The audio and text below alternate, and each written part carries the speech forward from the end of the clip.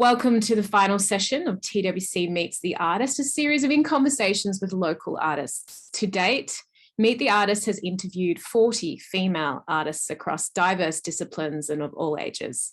I'm Danielle Ashak, CEO of the Women's Club. The Women's Club has been meeting on the lands of the Gadigal people of the Eora Nation for 120 years, the traditional custodians of the land who have been meeting and sharing stories for thousands of years. We pay our respects to their elders past and present and extend that respect to all Aboriginal and Torres Strait Islander peoples today. Tonight, the Women's Club will present Board Director Augusta Supple in conversation with music producer Vyvienne Abla. Vyvienne is the founder and executive producer of Vyva Entertainment. She has been working in the music and creative industries for 18 years locally and across the globe. In 2007, she founded Vyva Entertainment, using hip-hop and music culture to empower others, with a focus on integrating industry, education, and community to create unique pathways for youth, artists, and professionals. In 2015, she launched For Sydney, the only festival and conference here of its kind, specialising in hip-hop culture and multi-artform interdisciplinary practice. Vyvienne's a member of ARIA's Hip-Hop Advisory Committee, Riverside Theatre Parramatta Advisory Board, Community Music Commission for the International Society for Music Education. And she's been nominated for several awards. She's the winner of Creative Arts Woman of the Year, Local Women's Awards 2018, and the Community Business Partnership for 4A Sydney Zest Awards 2018. And we say it's the perfect end to our TWC Meets the Artist program. Please join me in a virtual round of applause as I hand over to Augusta and to Vyvienne. Thanks so much. We'll see you on the other side, Danielle. Thanks for that warm introduction. Vyvienne, I'm so excited to have you as a part of this series. I've been a long fan of your work and the way in which you have really led a really bold and vibrant charge in the hip hop scene, especially in Western Sydney, but also representing sort of artists of all types and walks of life. There's many, many strings to your bow, feathers to your cap, but to give everyone a sense a little bit of what it is that you do and what 4E Sydney is, I'll ask Danielle if she can actually share a little sizzle reel that you've got with us today. So let's see if we can do that. We'll see if I can hear the sound. For a bit of a party.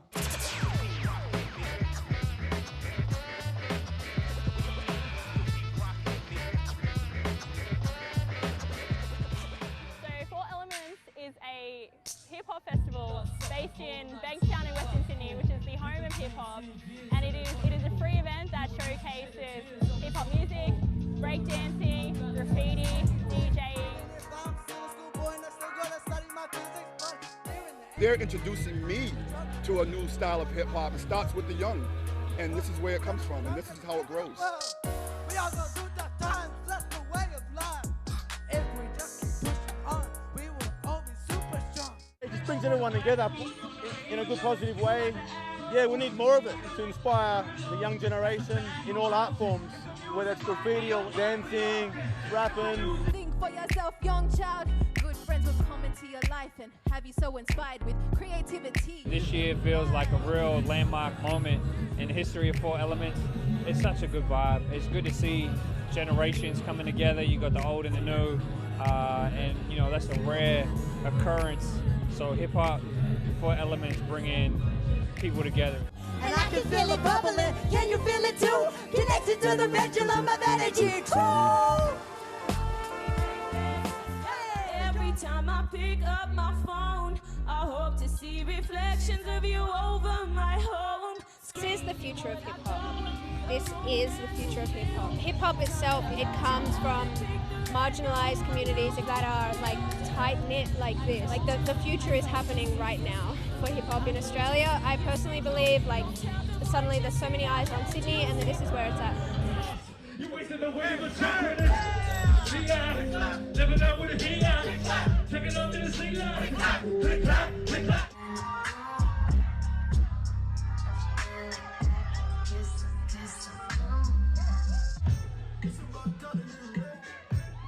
I think 4 Elements has huge potential. I think it's ahead of its time because it's built an infrastructure that I think has been sorely needed in terms of professionalism and in terms of the community spirit, community mind, and the heart of hip-hop. It's got huge potential. I think within 5 years' time, it'll be the premium hip-hop festival in Australia.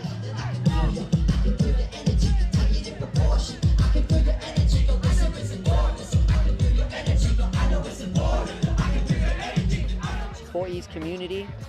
4E is knowledge, it's creation, it's game changers, it's alternative thinkers. It's a phenomenon and it's a political movement and it's unstoppable. 4E is the future, man.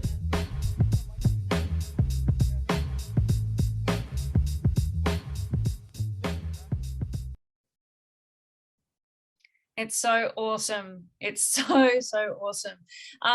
Vyvienne, 4E started at Bankstown. Do you want to tell us the story in your own words? What started it? What inspired you to even start in this world?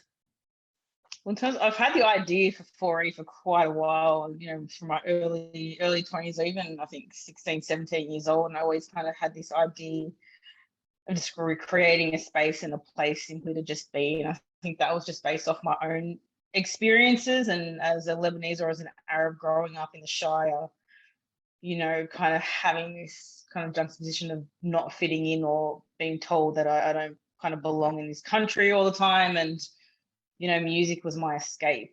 And so that's kind of how I found everything, I guess, for myself, and then wanted to find a way to kind of pay that forward. And 4E, and, you know, hip hop culture is, you know, the largest youth culture in the world. It's a way, it's a mechanism to be able to speak and to connect with people who you otherwise wouldn't be able to. And so, you know, we've already kind of formed in 2015, in the first iteration for the first few years of the Bankstown Arts Centre, and then moved over in 2019 to like Paul Keating Park, and it went from kind of a one-day festival into a 2-week event across all of Sydney, where we've been creating events from exhibitions to theatre shows, conferences, you know, and a whole wide range, because there's so much more in hip hop culture that people are unaware of. You know, it's not just rap music or what you kind of see or hear in the news. There's so much more depth and kind of tentacles that kind of go out from that. So it's, you know, an opportunity to also kind of teach, learn, and bring people in. So there are some perceptions maybe around hip hop, but really at the core of it really is about empowerment and about finding a voice and having a voice. Your festival just isn't music though, it's also visual arts and it's dancing. There's also a professional development element to it. What sort of people are attracted to 4E, and where do you find them, and how do you bring them into the fold, so to speak, with what you're doing? It's honestly been an organic growth, you know, and a lot of it's been word of mouth, push from the artists. And, you know, we've had people from newborns all the way up to 89 years old kind of there at the festival, enjoying it till, you know, 11 p.m. at night. And for me, that's kind of its ultimate success. And it's always been at the forefront is the kind of vibe and energy. You know, it's a place where the artists can bring their kids to watch them perform, you know, and it's an important, you know, for us, that's an important thing to be able to share. And, you know, a lot of young people, it's their first show. And yeah, it's just kind of community and word of mouth really with how it's kind of built up and established itself over the last few years. Obviously with COVID kind of kicking in, we were gearing up to our largest festival yet last year, and then we ended up having to cancel 1 week out from launch, which was massive. And we made the kind of very quick decision to go digital. And I think we were the first major event to kind of go online and kind of pivoted that first week of April. And I think, you know, it was a lot of work, and obviously we learned quite a lot during that period, but you know, that also then has opened our doors to a whole new audience, because people who may have never heard of it, or people who thought about going but never got a chance to, then had an open door kind of access from home to just check it out, see what it's like, see what we're about, you know, and seeing if it's something that they would be kind of into. And it was a huge success. And really proud of what the team put together. So we ended up, I think, April to September last year, having regular content coming out. So it means you sort of became a whole digital production house really during that time, and going from a live event producer into being a digital producer. It's a whole new kettle of fish, and in a way, it's kind of good because you've got a bit of a captive audience and perhaps more of a global audience. But you've always been very connected internationally. Do you want to tell us a little bit about your sort of international connections and how you found your way in that community? Yeah, no, definitely. And it's funny, it was always part of the plan to go digital because, like you're saying, we have a huge international network that's kind of sitting there and a lot of partners ready to collaborate, not just with us, but with also other artists and organizations and companies in this country. And so for us, it was always kind of on the to-do list, but it was never the most kind of critical until obviously COVID hit. So that changed things pretty fast. But, over the last maybe 5-6 years, I've really been focusing my attention internationally, one, to kind of build networks and relationships and opportunities, but two, also to further my own professional career. Because unfortunately, there was certain kind of career progressions or opportunities that I couldn't find locally that I then found globally. And I've had this conversation quite a lot and recently in terms of Western Sydney and even kind of Sydney as a whole, around kind of opportunities to kind of stay local. Sometimes in some sectors you're really limited just because either the infrastructure or the opportunities aren't there. So, we have to create and forge our own pathway. And that's kind of what I did. And, a few examples like Shebek, which is an Arab cultural festival based in London, which is absolutely massive.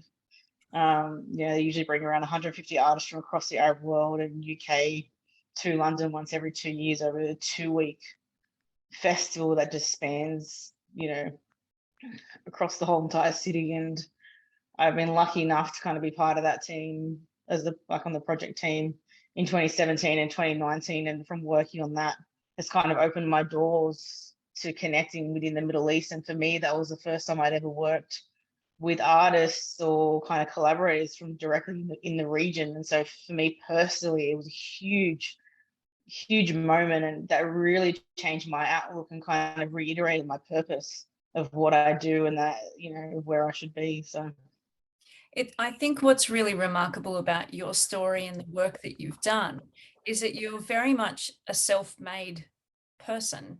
You have had to forge territory that wasn't really there before. And I remember when I was first told about you, I think in 2015, by someone at Bankstown Arts Centre, they said, she's absolutely unstoppable.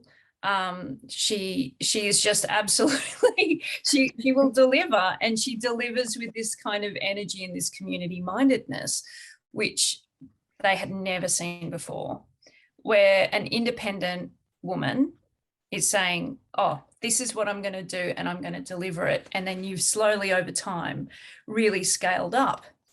I'm just wondering, where does that come from for you? Where does that, the energy or the vision, is it, for some people, sometimes it's about maybe pushing against something.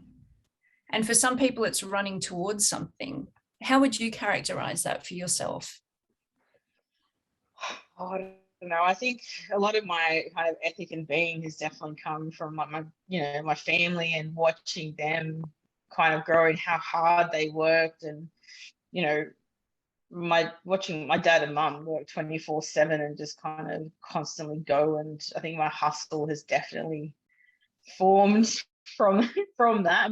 But in terms of, I guess if I spent my time listening to what people told me I was going to be or tell me what I was going to do, then I wouldn't have amounted to anything. And I think my mind started really shifting and seeing how I view the world when, like I said, similar to when I was kind of growing up. People asked me where I was from, really from, a common line that most of us know. And, in Australia being called Lebanese. And then when I went to Lebanon, I was Australian, because I had my first trip when I was 14 in 2000. And that instantly just started shifting my perspective and made me start thinking in another way, just because depending on where I was, depended on how I was viewed and kind of, I guess, the outlook or what box people would put me in, which then categorized what I could or couldn't do or should be doing. And yeah, I don't know, I'm very stubborn, hard-headed. That's definitely hereditary. Coming down the line, and once I think big, I'm definitely, my mind works. I would say I'm a, not to be, kind of a visionary in a way where I see big and then I work my way back. So I can't help, like if we're sitting here and talking and you say something to me within 2 minutes, I've seen the 10 years of a growth kind of, that's just the way my mind works, the way I visualize things quite quickly. And I guess because my mind is set like that, I can't help but think big. I can't help but get inspired by those, by those kinds of moments. And I know it sounds really dicky or whatever, but I just have this kind of feeling within that I know I'm kind of destined to do bigger things. And if I've tried doing the 9 to 5 kind of life, and although that's for some people, it kind of, it literally was killing my soul, because I couldn't just be stuck at a desk on a computer 24/7. And I've realized that if that's not me, then this is like where I'm, meant to be. And I guess as certain things happened and I experienced certain things and I saw the reaction or the responses or the outcomes of, working on certain projects, collaborating with certain people. And when you see how that translates, or your work translates or connects with others, you realize that you're in the right space. Absolutely. So if you are clearly a very big visionary thinker and you have a lot of energy behind that, but surely there must have been some times where you were just sort of wanting to give it up. It's all too hard, too much on your shoulders. It's a very big undertaking to be the independent producer of basically a whole conglomerate of music production. You're also an artist representative, and then you've got the festival as well, and all of the partnerships that go alongside that. It's multiple businesses within the one arts business, I guess. How have you pushed through at those times when it would have been easier for you to give up and get a desk job or whatever? No, it's definitely been, it has been really tough. And there's definitely been moments, when I say moments, it might be 3 to 6 month periods where, large stints. And, 2019 for me it was definitely one of those years, like after the festival finished, it was probably about a 6 month period where I couldn't even look at it. I couldn't think about it. People couldn't mention it to me. I literally just had to cut it off. I went overseas and worked on another event and just, had to set it aside. And that's because on the back end of things, there were a few key partnerships and relationships that had gone from being incredible to really toxic and just really chewing away at my energy. And when that kind of stuff is going on and you still have to plan and do something, show face and, and the rest of it, it was really tough. And, I've been really lucky to have a few core people kind of by my side no matter what, who have literally been my backbone, because if it wasn't for them, they've picked me up so many times because I have fallen. And there's a lot that people don't see behind the scenes, a lot of tears, a lot of anger, a lot of frustration, because it's physically, mentally and emotionally taxing. And when you're constantly, young female from, kind of person of color, and you're going into these predominantly white male kind of older spaces, and like you said, getting a reputation for, I say something, I do it. Whether you help or whether you're along for the ride, if you say no to me, I'm going to find a way to make it happen anyway. It kind of freaks people out, scares people, or, intimidates. And unfortunately, the repercussions of that sometimes with people in power can have a huge tumbling effect. And then when you've got a team and 100 or 150 artists relying on you to kind of outlay an event, you got to work out how to kind of get through that so that things don't fall. And so, like I said, I've been really lucky to have, a few key people kind of help me through those processes and just really kind of help sometimes pull things into perspective, to kind of get me, because sometimes when you're in those moments, you can't see beyond kind of that. And, I'll give you like an example in terms of coming out of it and then kind of I guess, reminding me of what's important and why I'm really there. Like, obviously we want the event to grow and whatever, but at the end of the day, we've had messages of young people who were going to commit suicide or whatever and have found their way back through music or through the festival, through the programming. And when you hear that, what you're doing has saved somebody's life. It's a powerful thing. Yeah, 100%. And then that really puts things in perspective to what's important. And particularly that kind of 2019 year, like I said, I kind of shut it off and pushed things aside for a while. And then a few months kind of into that, I had I was overseas actually working on Quebec, and Dobby was over there as well because we had just done some touring with him, and he was at the time kind of staying over in Paris working on his new album, and he had come over for the weekend. And I didn't know, but all the music mentors and the music kind of artists from our program had all written the song for me. And so they were all then kind of playing it to me. I was like bawling my eyes out, but it's just, like I said, when you're in those moments and you're in those meetings or you're kind of dealing with that shit or the kind of dark side of things that does happen, when you kind of hear that kind of, or see that light that is coming through, you realize that the crap is, it's worth it. Kind of balances, the good with the bad, like there is with everything, and completely outweighs. It's people who have found a new family or a new connection to existing through what you're creating. What's better than that? It's pretty inspiring stuff. And you've just mentioned Dobby. For those that don't know Dobby, and I also want you to talk a little bit, because you also represent Barker, don't you? Yes. So do you want to tell us a little bit about Dobby and Barker and do a little bit of a brag about them? Yeah. So I have quite an incredible artist roster at the moment, and I kind of go through all of them at the moment. But the funny thing is, like, when COVID hit and after we did the online digital, I was like, okay, for the next year or so, I'm just going to focus on the artists, on the roster, on the management side of things, put the events to kind of the side, as we all have had to do.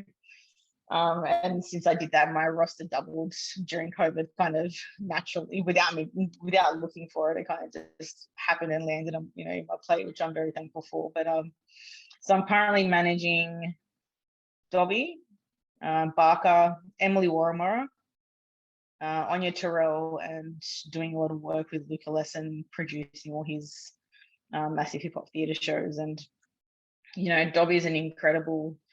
He's a rapper, musician, music composer, instrumentalist. Like, he's insane. Like, anything we can think of, he can do it. Produces all his own stuff. I think he's also done. He also did a sort of residency with Ensemble Offspring in the classical music realm. He was a sort of composing fellow for those people that might know Claire Edwards and Ensemble Offspring. So he really just. He does it all, really, doesn't he? And from the classical side, Ryan Clapper, which is his real name, is kind of what he traditionally went by. And most recently, Parchna, which is a massive lights festival in Alice Springs. He did the soundscapes and the designs for all the light installations for the festival. So it's just, incredible artist that I don't even know where to begin with him. And, he's the kind of artist that the second you see him live, you'll fall in love with him. And the second you meet him, it's just complete rap, because the most common line I get is that he's the most nicest person that, you'll ever meet. It's the common one-liner that I get every time someone connects with him. So it's So how do you find the artists that, sort of that come into your sort of world and your orbit? Do you seek them out, or do they seek you out? It's all been really, I feel like it's the word of the session. It's honestly been really organic. And both Dobby and Barker, I kind of started working with them first through 4E Sydney. So I booked. So one of the, I was running, I think it was in 2016 to 2017, I was running like an emerging artist program where I worked with artists on the events and the business side of things, and they helped me run the festival. One of the guys, Banjo from that group, was like, oh, you need to check out this guy, blah, blah, whatever. And it was Dobby. And I was like, yeah, cool, get him to hit me up, send him to send me stuff. And I programmed him in 2017 in the festival, and then after the festival we kind of kept in touch, and I pushed him to apply for Big Sound. And he eventually got into Big Sound, and then I represented him for that 1 week, and then at the end of the week he was like, so do you want to kind of stay along? And obviously I did. But yeah, so with all of them, a similar thing happened with Barker. She was obviously, when she released For My Titters, she was initially meant to open for Southwest Syndicate at the time for one of the first events for the festival last year, and that kind of got cancelled. So we ended up bringing her in the studio, doing a couple of interviews. She performed, spoke on a panel, and then she ended up from that collaborating with Dobby on I Can't Breathe. So there was kind of this like constant connection, not kind of over in detail, but just a kind of open line of communication, kind of being present. And by the end of it, I was like, hey, let's just work together into some capacity. And she's like, yeah, I'd love to. And it kind of went from a conversation into kind of where we are now. And it's been a similar thing with all the artists.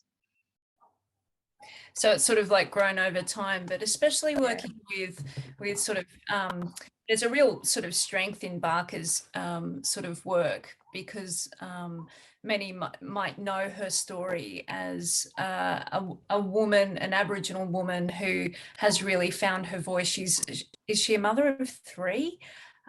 She's got lots of kids, and she is just this force to be reckoned with. And it's this real sort of grounded passion that really comes forward. Are there particular sort of qualities that you look for in the acts that you program or that you represent, where you sort of go, and what are those qualities, and what would you be looking for? Yeah, I mean, in terms of representing, it's a much stricter kind of tighter guidelines, obviously, because I can't, as much as I'd love to work with, there's so many artists that I have on a list that I, if I had the opportunity came up, I probably wouldn't be able to say no. But from the management side of things, I need an artist who's dedicated, someone who's willing to work harder than I will, to further their career. Because at the end, most people think, oh, I'll get a team and then that'll be it. But it's actually, no, the second you get a team, you've got to like work twice as hard, so that you can kind of leverage from the opportunities that are creative. And, apart from the professional side of things as well, it's the personal. Like we speak to each other more than we speak to our families. We see each other more than we see our families at times, especially, when touring was a thing. We'd be on the road 24/7, and just to have someone who's personable, someone who's humble, but also knows how to grind and be professional when you need them to. It's, and like I said, like the roster that I have, like, if you look up the artists, they're just absolutely insane. Their accolades and kind of their work speaks for themselves, but they're also genuinely incredible people. It's been such a pleasure to talk to you. And before you go, I'm really curious to know not only what's coming up next for you, Viv, but also what's the ultimate for you in your career? If you were to sort of maybe, what's the opportunity, or what's the thing that you want to look back at in about 50 years and know about what you've done and what you've achieved? Look, you're a big visionary. You can handle this question, Viv. I think it's, it's about creating legacy and creating a pathway. Like I said before, I've grown up with, not having those opportunities, and like you said, having to do everything myself and create the pathways. And, I shouldn't have to go overseas to progress my career. I should be able to do it here. It's not to say that I don't or you won't want to do it, but you shouldn't need to leave home to succeed. And I think for me, to create an opportunity to create a platform and infrastructure and an industry where we can kind of engage and create opportunities from your first step into your international touring career to retirement, and really have it from beginning to end, where there's a place for you to kind of belong and kind of to fit into. I think for me, that would be the ultimate, to know that there's kind of a legacy from the education to the career to whatever it is that you want to do or be, there's a way to be able to achieve it. That's really incredibly inspiring. Vyvienne, thank you for your energy. And also thank you for the sacrifice of your family relationships in order to keep progressing the arts in New South Wales. Thank you so much for having me. It was absolutely wonderful talking to you, and thank you. it's always great to see you, and thank you for sharing so much. I've put some couple of things in the chat box there for people's further research about some of the artists that Viv works with. Over to you, Danielle. Thanks, Augusta. And Vyvienne, thanks so much for joining us on this final instalment of Meet the Artist for this year. So much of what you've shared I can relate to, so I really appreciate you sharing those experiences. As this is the final instalment of TWC Meets the Artist, I'd like to say a special thank you to Augusta Supple, the convener of this series. Augusta has brought an interesting and inspiring series each month from August to now, and I'm looking forward to working with you in the new year.